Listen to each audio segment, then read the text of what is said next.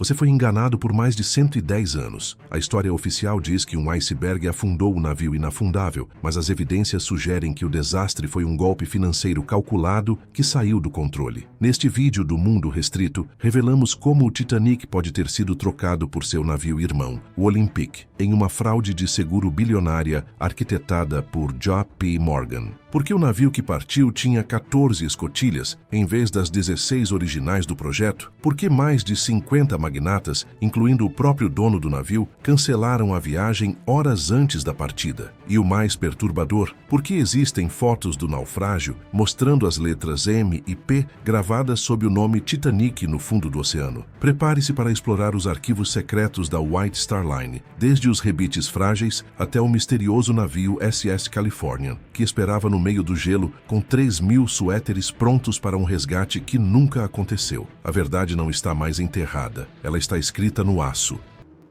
O mistério das vigias.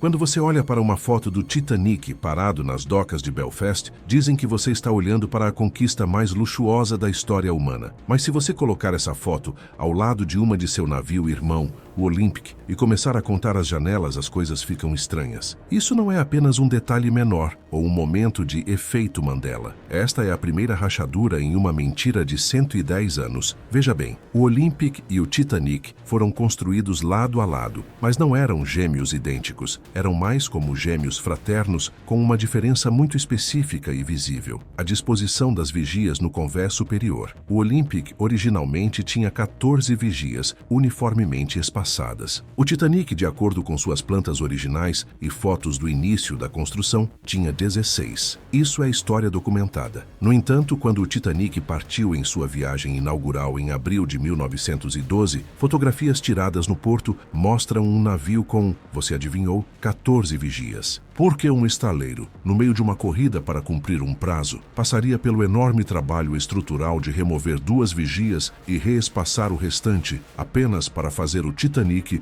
parecer exatamente com sua irmã mais velha e desgastada? A resposta é simples e arrepiante. Eles não mudaram as vigias, apenas mudaram o nome na lateral do navio. Para entender por que essa discrepância fotográfica é a prova definitiva, você precisa entender o acidente que aconteceu meses antes. Em setembro de 1911, o Olympic colidiu com um navio de guerra britânico, o HMS Hawke. Não foi uma batidinha. O casco do Olympic foi perfurado e, mais importante, sua turbina central foi destruída e a quilha, a espinha dorsal literal do navio, foi retorcida. No mundo naval, uma quilha retorcida é uma sentença de morte. Significa que o navio nunca mais navegará reto e, mais importante, significa que o navio é uma perda financeira total. É aqui que as novas fotos entram em jogo. Historiadores investigativos desenterraram recentemente fotos de alta resolução do Olympic durante sua fase de reparo no final de 1911. Se você olhar de perto para as placas do casco sendo usadas para os reparos, poderá ver a tinta branca do Titanic por baixo. A White Star Line estava encurralada. Eles enfrentavam um desastre massivo de relações públicas e um buraco financeiro que poderia levar a empresa à falência. O Olympic foi o culpado pela colisão, o que significava que as seguradoras não pagariam um centavo. Eles tinham um navio quebrado que não podiam pagar para consertar, e um navio novinho em folha, o Titanic, sentado bem ao lado dele, na doca seca. Então eles fizeram o impensável. Eles os trocaram. Durante um fim de semana em Belfast, uma equipe de trabalhadores leais trocou as placas de identificação nas proas, nos botes salva-vidas, na papelaria e nos menus. O Olympic danificado foi remendado com uma camada rápida de tinta e alguns ajustes cosméticos para parecer o Titanic novinho em folha. O plano era perfeito: enviar o navio avariado, encenar um acidente controlado, receber o dinheiro do seguro de uma embarcação nova e manter o Titanic original e imaculado navegando por anos sob o nome de Olympic. Mas as fotos não mentem, mesmo que as corporações mintam. Quando você olha para as fotos granuladas em preto e branco do navio saindo de Southampton, o Titanic parece desgastado. Há manchas de ferrugem no casco que não deveriam existir em um navio que nunca viu o oceano aberto. Também há fotos do passeio do do Convés B. No verdadeiro Titanic, o passeio deveria ser ao ar livre. No Olympic, ele era fechado com vidro. O navio que afundou em 1912 tinha o fechamento do Olympic, apesar de todos os anúncios do Titanic mostrarem o design ao ar livre. No entanto, isso não é apenas sobre janelas e vidros, é sobre as novas evidências fotográficas da placa de identificação do navio no fundo do oceano. Quando Robert Ballard encontrou o naufrágio pela primeira vez em 1985, ele tirou milhares de fotos. Sim, particularmente quando entramos. Lembro-me de levar meu robô pelo passeio. Em várias dessas fotos, as letras T e I no casco parecem estar descascando. Por baixo delas, gravadas no próprio aço do casco, as letras M e P são visíveis. Você não precisa ser um linguista para descobrir que essas letras pertencem ao Olympic. A história oficial depende de acreditarmos que essas falhas fotográficas são apenas sombras ou truques de luz. Mas por que a White Star Line seria tão desleixada? Porque eles nunca pensaram que alguém veria o navio novamente. Era 1912. O oceano tinha 3 quilômetros de profundidade. Eles pensaram que a evidência estava enterrada em um túmulo aquático para sempre. Eles não contavam com a fotografia moderna de águas profundas ou com o fato de que, 110 anos depois, teríamos a tecnologia para dar zoom na fraude. O que vemos nessas fotos é um navio que estava literalmente desmoronando antes mesmo de atingir o iceberg. Passageiros naquela viagem final relataram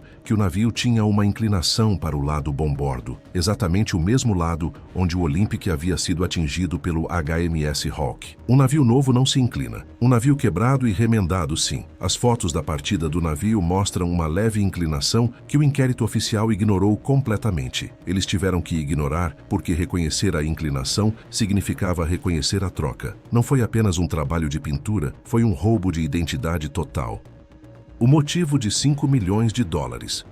No início dos anos 1900, os navios não eram apenas transporte, eram o orgulho nacional flutuante. Mas para J.P. Morgan, o titã bancário americano, que na verdade era o dono da White Star Line, eles eram apenas entradas em um balanço patrimonial. E no final de 1911, esse balanço estava sangrando no vermelho. A colisão do Olympic não tinha apenas quebrado um navio, tinha quebrado o espírito da empresa. Como a Marinha Britânica culpou oficialmente o Olympic pelo acidente com o HMS Hawke, o pedido de seguro foi negado. A White Star Line estava endividada em centenas de milhares de libras em reparos em um momento em que já estavam superalavancados. Eles estavam presos com um peso de papel de $1 bilhão.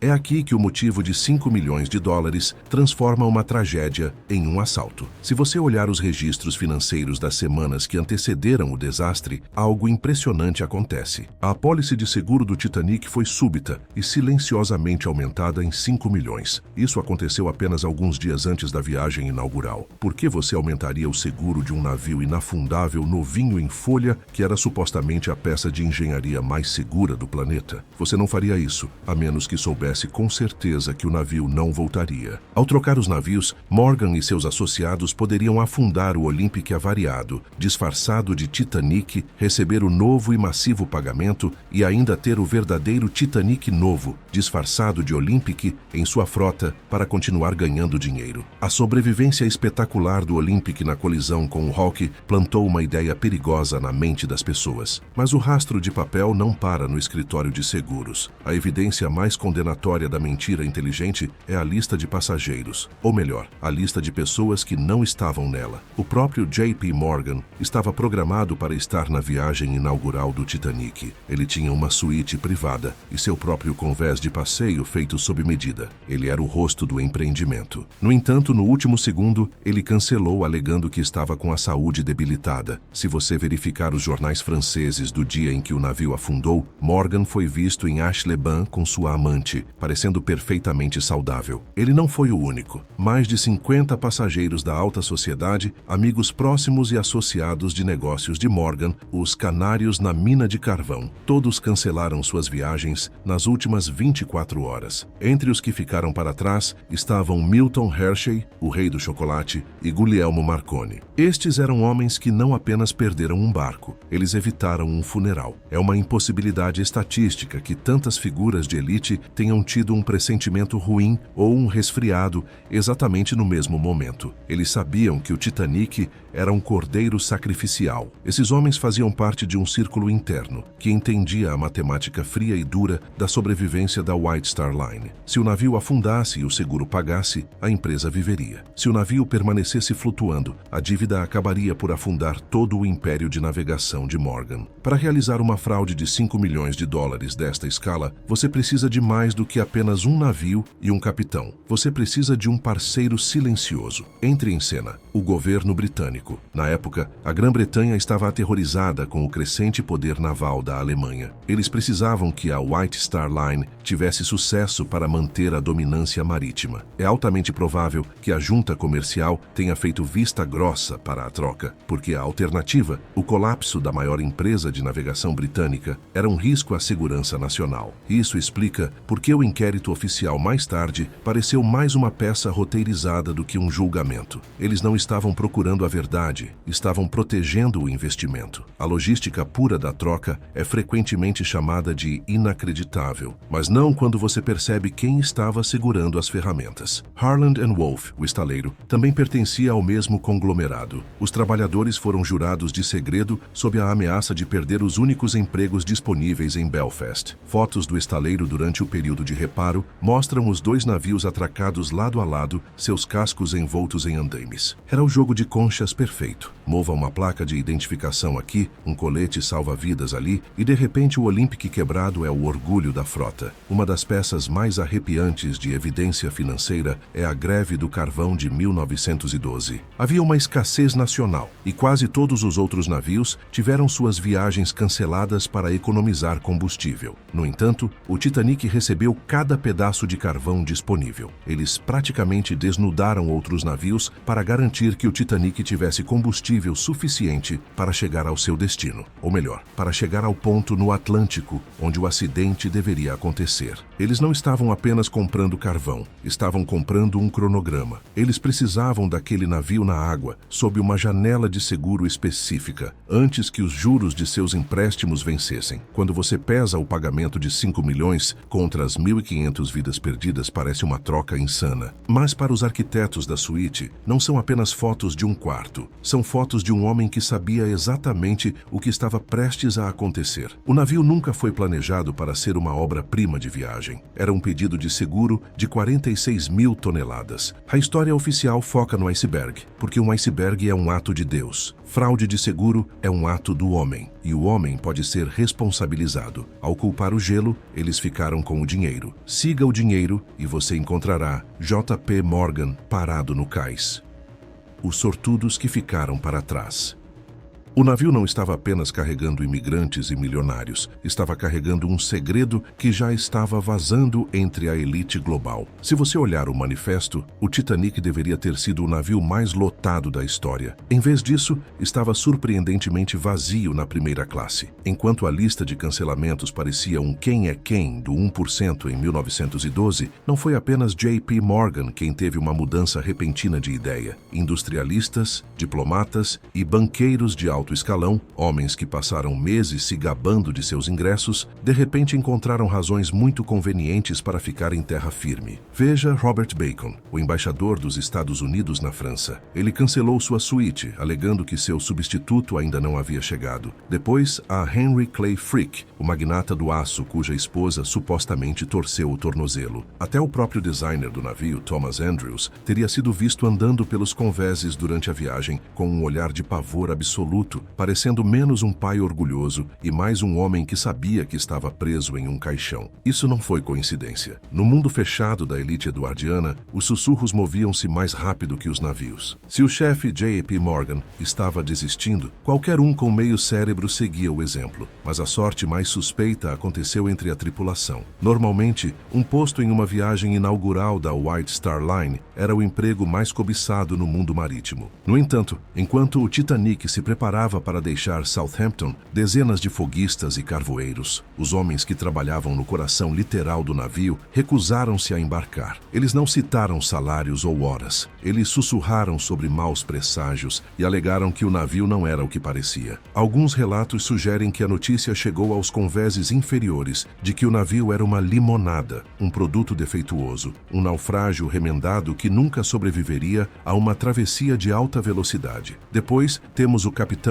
Edward Smith. Smith não era qualquer capitão. Ele era o capitão dos milionários, o par de mãos mais seguro da frota. Por que um homem com um histórico impecável ignoraria subitamente 7 avisos consecutivos de gelo? Por que ele manteria um curso de colisão em velocidade quase máxima em um campo de gelo conhecido? Se você está tentando afundar um navio por dinheiro de seguro, você não quer um acidente bizarro. Você quer uma situação onde a negligência possa ser culpada em um homem morto. Smith deveria se aposentar após esta viagem. Existem teorias persistentes de que Smith estava ou envolvido no trabalho para saldar uma enorme dívida pessoal ou estava simplesmente seguindo ordens verbais diretas de Bruce Ismay para acabar logo com isso. O comportamento dos oficiais durante o carregamento dos botes salva-vidas também aponta para um estranho conhecimento prévio. Oficial Lightoller interpretou mulheres e crianças primeiro como mulheres e crianças apenas, muitas vezes baixando barcos meio vazios. Era como se eles estivessem seguindo um roteiro, projetado para maximizar o drama da tragédia, enquanto assegurava que o navio realmente afundasse. Se o objetivo fosse um naufrágio controlado, onde um navio de resgate pegaria todos, a velocidade com que o navio realmente naufragou, graças ao seu já enfraquecido casco olímpico, foi a única variável que eles não levaram em conta. Novas evidências de cartas pessoais dos sobreviventes mencionam uma atmosfera estranha no navio. Passageiros relataram uma vibração constante de baixo nível que parecia errada para uma embarcação novinha em folha. Um passageiro, Lawrence Beasley, notou que o navio tinha uma inclinação persistente para o lado de estibordo. Lembre-se, o Olympic havia sido atingido em sua lateral, causando uma inclinação permanente que o estaleiro poderia esconder, mas nunca consertar de verdade. Um navio novo é perfeitamente equilibrado. Um navio quebrado se inclina. Os sortudos que ficaram para trás não apenas evitaram um naufrágio, evitaram um navio que estava literalmente lutando para se manter em pé antes mesmo de sair do Canal da Mancha. A peça final deste quebra-cabeça social é o silêncio dos sobreviventes. Nos anos seguintes ao desastre, vários membros da tripulação que sobreviveram tentaram falar sobre a identidade do navio. Eles foram rapidamente silenciados com pensões da White Star Line ou sofreram acidentes misteriosos. Um foguista, que supostamente disse à sua família que viu o nome Olympic pintado por cima nos botes salva-vidas, morreu pouco depois, em circunstâncias pouco claras. A elite que ficou para trás não apenas manteve suas vidas, manteve o segredo que protegia suas fortunas. O pagamento de 5 milhões só foi possível porque o mundo acreditou que o Titanic foi uma vítima da natureza, não uma vítima de uma reunião de diretoria. As fotos de 110 anos da partida mostram um navio fantasma. Era uma embarcação onde as pessoas mais importantes não estavam no convés, mas na costa, observando seus problemas desaparecerem no horizonte. Eles não precisavam estar a bordo para saber o final. Eles já haviam escrito o roteiro, e o iceberg foi apenas um pedaço conveniente de cenário. Os agasalhos estavam prontos, mas o navio estava no lugar errado.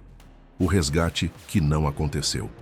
Se você quer realizar um golpe de seguro multimilionário envolvendo 2.200 vidas humanas, você não apenas afunda o navio e espera pelo melhor. Você organiza uma rede de segurança. Você garante que haja um navio de resgate por perto para pegar os sobreviventes para que você possa receber o dinheiro sem o fardo de um assassinato em massa. É aqui que o SS Californian entra em cena. Um navio cujo comportamento na noite de 14 de abril de 1912 não faz absolutamente nenhum sentido, a menos que você o veja através da lente de uma evacuação planejada e fracassada. O SS Californian, comandado pelo capitão Stanley Lord, era um pequeno cargueiro que não tinha motivo para estar no meio dos campos de gelo do Atlântico Norte sem passageiros, exceto que, De acordo com seu manifesto e testemunhos posteriores, ele não estava vazio. Ele carregava uma carga massiva de cobertores de lã e 3.000 suéteres quentes. Por que um navio de carga no meio de abril estaria transportando milhares de suéteres pelo Atlântico sem um comprador de destino listado? Não estaria, a menos que esses suéteres fossem destinados a 2.200 pessoas, congelando prestes a serem retiradas da água. O Californian fez algo ainda mais estranho naquela noite. Ele parou em um clima perfeitamente limpo, com um mar calmo. O Capitão Lord decidiu parar e desligar seus motores no meio da noite, a apenas alguns quilômetros de onde o Titanic eventualmente atingiria o iceberg. O iceberg raspa ao longo da lateral do casco. Ele não apenas parou, ele disse ao seu operador de rádio para desligar o rádio e ir para a cama. Isso é como um motorista de fuga desligando o carro e tirando uma soneca a 2 quarteirões do assalto ao banco. Só faz sentido se ele tivesse sido instruído a esperar em um conjunto específico de coordenadas por um sinal que deveria vir de um navio que não deveria afundar tão rápido quanto afundou. Quando o Titanic começou a disparar foguetes de socorro para o ar, a tripulação do Californian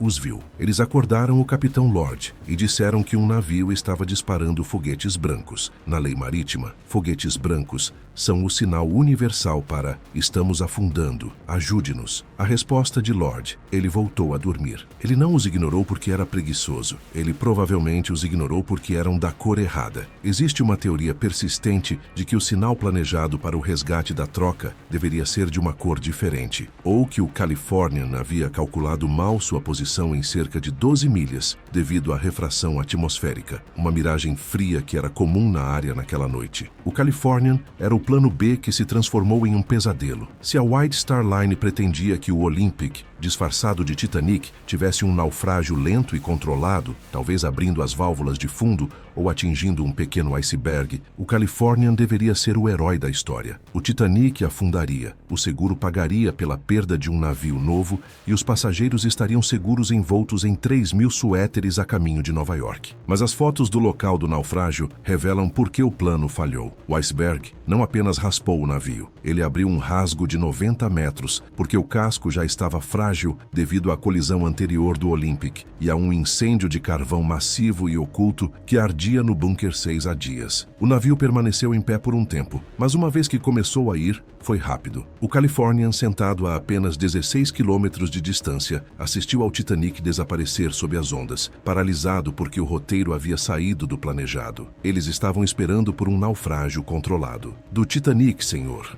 A sala de máquinas está inundada e ele está afundando pela proa. O operador de rádio diz que não terá energia para transmitir por muito mais tempo, e em vez disso, eles testemunharam uma falha estrutural catastrófica. O inquérito britânico sobre o naufrágio mais tarde fez do Capitão Lord o bode expiatório final. Eles destruíram sua carreira e o culparam pelas 1.500 mortes, alegando que sua negligência foi a razão pela qual o Californian não se moveu. Mas por que um capitão veterano, com tudo a perder, sentaria e assistiria a um navio afundar? Ele não faria isso, a menos que estivesse sob ordens de esperar por um sinal específico que significasse que o evento encenado estava pronto para a fase de resgate. Lord permaneceu em silêncio pelo resto de sua vida, mas sua família sempre sustentou que ele foi enganado pelos superiores da White Star Line. Há também a questão do navio misterioso. Vários sobreviventes relataram ter visto um terceiro navio no horizonte, um que não era o Californian nem o Carpathia.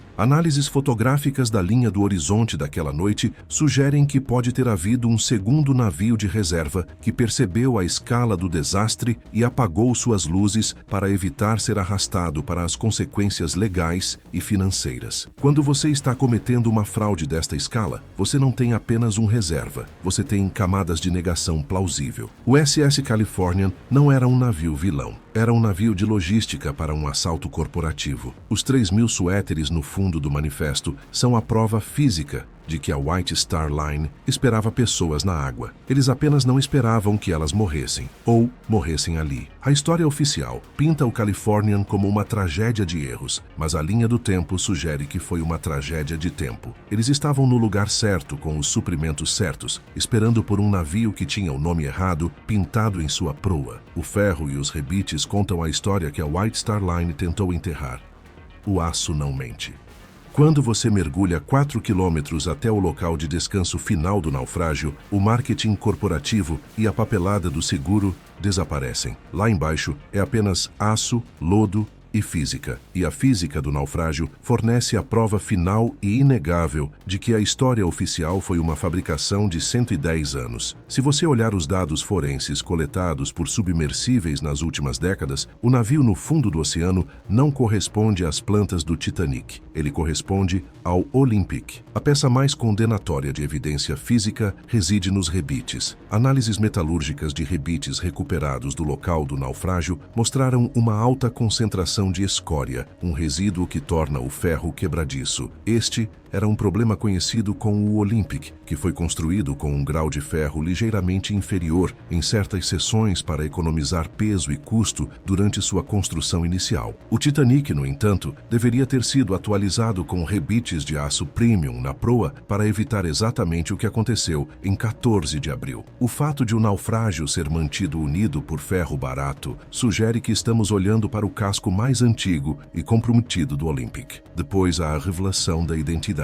À medida que a água salgada e as bactérias do mar profundo corroem a tinta na proa do naufrágio, a verdade está literalmente descascando. Exploradores capturaram imagens da área da placa de identificação onde as letras Titanic foram rebitadas no casco. Em várias fotos de alta definição, você pode ver onde o N e o I caíram, revelando as letras gravadas M e P por baixo. Os navios daquela época tinham seus nomes gravados diretamente nas placas de aço do casco. Você não grava acidentalmente Olympic em um navio novinho em folha. A única razão pela qual essas letras estariam lá é se a placa originalmente pertencesse ao Olympic e fosse coberta com uma placa de identificação do Titanic para a viagem. Também temos que falar sobre a junta de expansão. Esta é uma lacuna na superestrutura do navio, projetada para deixá-lo flexionar em mares agitados. O Olympic e o Titanic tinham designs de juntas de expansão diferentes porque o Olympic havia mostrado sinais de estresse estrutural durante seu primeiro ano de serviço. Quando Robert Ballard e equipes subsequentes fotografaram a junta de expansão no naufrágio, ela não correspondia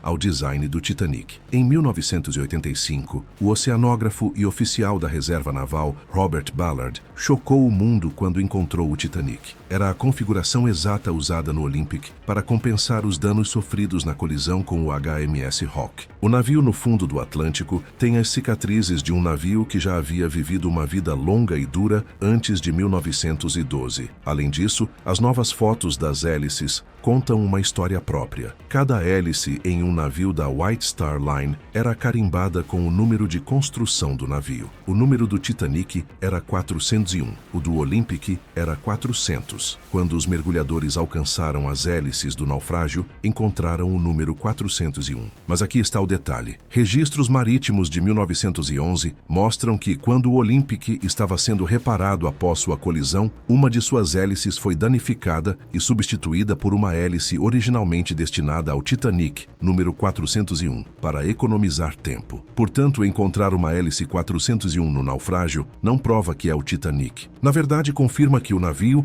é o Olympic remendado usando peças emprestadas. A evidência forense estende-se também ao interior. Sobreviventes do Titanic, pessoas que já haviam navegado no Olympic anteriormente, comentaram sobre as estranhas marcas de desgaste no salão de jantar da primeira classe. Em uma viagem inaugural, tudo deveria estar impecável. Não deveria haver arranhões polidos no mogno ou manchas desbotadas no tapete. Mas se os navios foram trocados, o interior do Titanic já teria visto um ano de uso intenso por milhares de passageiros. As fotos tiradas por robôs de águas profundas mostram um nível de fadiga estrutural na área da grande escadaria que não deveria existir em um navio que estava no mar há apenas 4 dias. O inquérito oficial ignorou tudo isso. Eles não queriam ouvir sobre rebites.